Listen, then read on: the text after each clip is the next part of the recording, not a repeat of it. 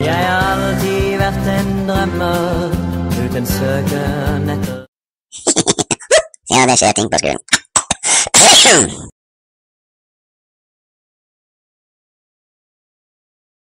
Og sånn gikk det.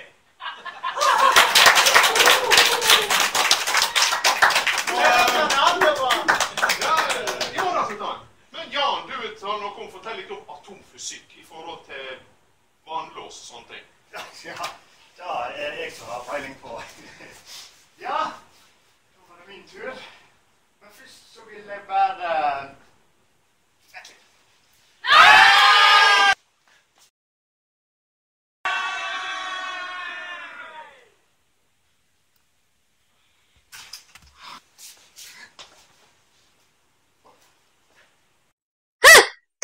La nå disse elevene være i fred. Ta med den røde bilen.